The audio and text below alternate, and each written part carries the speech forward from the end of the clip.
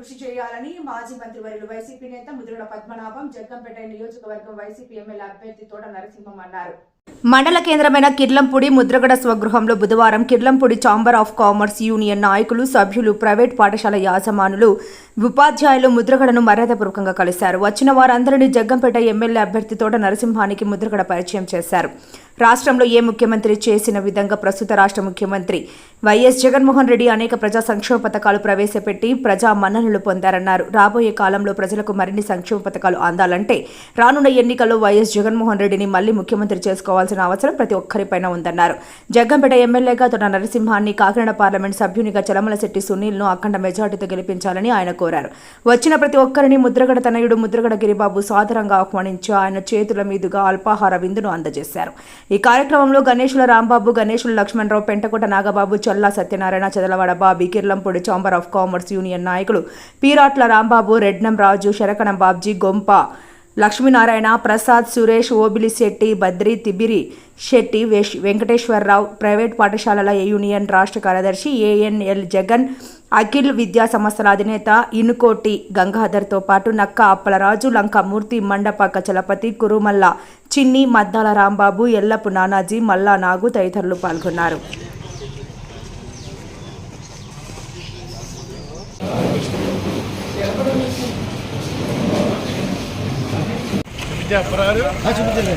అంబేద్కర్ గానే ఇద్దరు కానీ అంబేద్కర్ గానే వచ్చారు.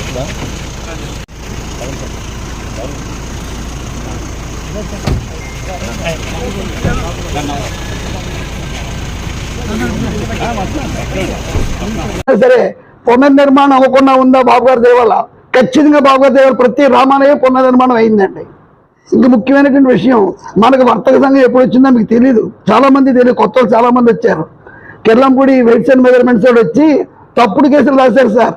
అప్పుడు వర్తక సంఘం ఇంత పటిష్టంగానే లేదు, ఇంత ఐక్యత లేదు. ఏమండి మా మీద కేసులు రాసేసారండి, బాబు గారి దగ్గర వస్తే కేసులు ఏంటని అడిగారండి. కాటన్ బండిల మీద, అంటే దూది బండిల మీద డేట్ ఆఫ్ మ్యానుఫ్యాక్చరింగ్ లేదు, అది కేసు అండి. అలాగే ఇలాంటి మొత్తం 3 కేసులు రాశారండి. బాబు గారిని మాకు పైనట్టండి, మాకు ఏం తెలియదు అంటే వచ్చినాడో తెలియదు, ఏ ఆఫీసర్ తెలియదు, ఏ ఊరి నుంచి తెలియదు, మీ బుర్ర ఉందా లేదో మీకు అసలు వ్యాపారస్తులేనని చెప్పేసి అప్పుడు దెబ్బలాడి వాళ్ళందరికీ చెప్పించి మనకి వర్తక సంఘంగా ఛాంబర్ పెట్టండి, అన్ని మొత్తం వర్తక సంఘం కాదు, అన్ని కూరగాయల కొట్లతో సైతంగా ఛాంబర్లోకి రావాలి, మీరు అందరూ ఏకంగా ఉండండి అని అప్పుడు పెట్టించారని బాబు గారు పెట్టించారని వర్తక సంఘం కాదు, ఛాంబర్ పెట్టించారు. మనకి ఎవరు సరిగ్గా మాట్లాడడం తెలియని టైంలో రత్నాజీ గారిని పెట్టి ఛాంబర్ ప్రెసిడెంట్గా పెట్టారు సార్. సంఘం అందరూ ప్రేమతో వచ్చారు. మీ వ్యాపారం ఒక గంట ఆచిపోయినా ఇబ్బంది పడకుండా వచ్చినందుకు ధన్యవాదాలు సార్.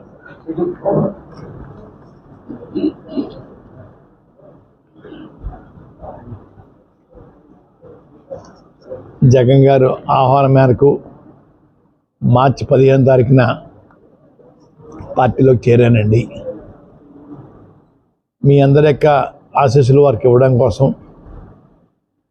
ఈరోజు మిమ్మల్ని అందరినీ అర్థించడానికి పిలిచానండి.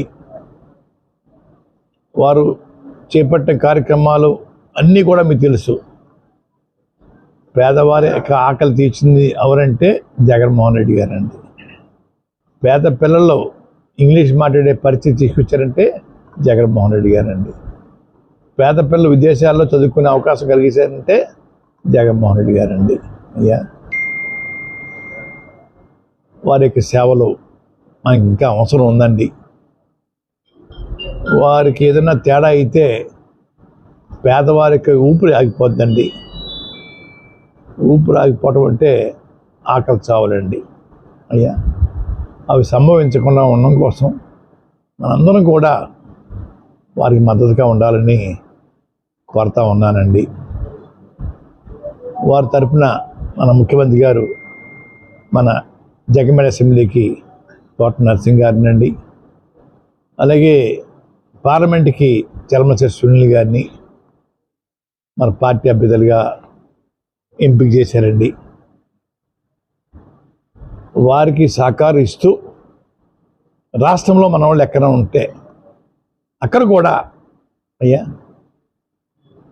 స్నేహితులు, బంధువులు ఉంటే వారికి కూడా మెసేజ్ పెట్టి జగన్ గారిని సపోర్ట్ చేయండి, పేదవారి యొక్క ఆకలి తీర్చే అయినా అని చెప్పి మెసేజ్ పెట్టి అందరి చేత ఓట్లు వేయించి కార్యక్రమం తీసుకోమని మేమందరినీ కోరుకుంటా ఉన్నాను. అయ్యా, వ్యాపారస్తుల గురించి అండి, మన జగపతినగరం పంచాయతీ పరిధిలో ఉన్నటువంటి 3 గ్రామాలకు సంబంధించినటువంటి వర్తక సంఘ సభ్యులందరికీ, పెద్దలకు, మీ అందరికీ కూడా పేరు పేరున ధన్యవాదాలు తెలియజేసుకుంటూ, మరి ఇప్పుడే పెద్దలు శ్రీ ముద్రగడ పద్మనాభం గారు చెప్పినటువంటి మీకు సంబంధించిన విషయాలు, ఈ గ్రామానికి సంబంధించిన విషయాలు అనేక రకాలుగా మరి కూలంకషంగా చాలా చెప్పడం జరిగింది. మరి నేను కూడా అదే కోరేది, తప్పనిసరిగా మరి జగన్మోహన్ రెడ్డి గారి పరిపాలన మనం అందరూ కూడా సహకరించాలని. ఎంచేతంటే ఈరోజు జగన్మోహన్ రెడ్డి గారు ఈ దేశంలోనే ఒక రకమైనటువంటి నెంబర్ 1 ముఖ్యమంత్రిగా పేరుగాంచారు. ఈ సంక్షేమ ఫలాలు కానీ ఇతరత్ర కానీ ఏ దేశంలో కూడా లేవు, ఏ రాష్ట్రంలో కూడా లేవు. ఆ రకంగా ఉన్నటువంటి పథకాలను ఈరోజు మన రాష్ట్రంలో అమలు చేసుకుని వెళ్తూ ఉన్నారు. మరి మేనిఫెస్టో ఒకటి విడుదల చేస్తారు, మనం అందరూ చూసే ఉంటారు. మేనిఫెస్టో అంటే రకంగా రకరకాలుగా అబద్ధాలతో కూడుకున్నటువంటిది రాసేస్తారు. మీకు అది చేసేస్తాను. అది ఉదాహరణ తెలుగుదేశం పార్టీ ఆ రకమైనటువంటి మేనిఫెస్టో విడుదల చేసింది, అన్నీ ఫ్రీ అనేటువంటి ఉద్దేశంతో.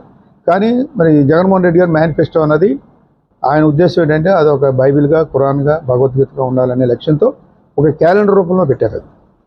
అది ఏదైనా పేపర్ ఇస్తారు జనరల్గా, ఆ పేపర్ చదివేసి మళ్ళీ డస్ట్బిన్లో పడిచేస్తారు. ఈయన అలా కాకుండా ఒక టేబుల్ క్యాలెండర్గా సంవత్సరం అంతా కూడా ఎవరింట్లోనైనా పెట్టుకునేలాగా, అందులో మరి లాస్ట్ టైం చేసినటువంటి 5 సంవత్సరాలు చేసినటువంటి సంక్షేమ కార్యక్రమాలే మరి ఈ 5 సంవత్సరాలు కూడా కొనసాగించే దిశగా చేయడం జరుగుతుందని, దాన్ని ఇంకా బాగా చేయడం జరుగుతుందని, ఇంకా డబ్బులు పెంచి ఇంకా చేయడానికి ఆయన నిర్దేశించినటువంటి మేనిఫెస్టో విడుదల చేశారు. సో ఆ రకంగా మరి జగన్మోహన్ రెడ్డి గారు ఏదేదో అబద్ధాలు అడగకుండా నేను అది చేస్తానని, ఫ్రీ ఇచ్చేస్తాను అని చెప్పకుండా ఒక చక్కటి మేనిఫెస్టో విడుదల చేశారు. ఆయన మీద నమ్మకం ఉండేలాగా చేసినటువంటిది. ఆ రకంగా ప్రజలు కూడా ఈరోజు ఇంటింటికి తిప్పుతూ ఉన్నాం, మేనిఫెస్టో విడుదల చేసి చూపిస్తూ ఉంటే ప్రజలందరూ కూడా సంతోషపడుతూ ఉన్నారు.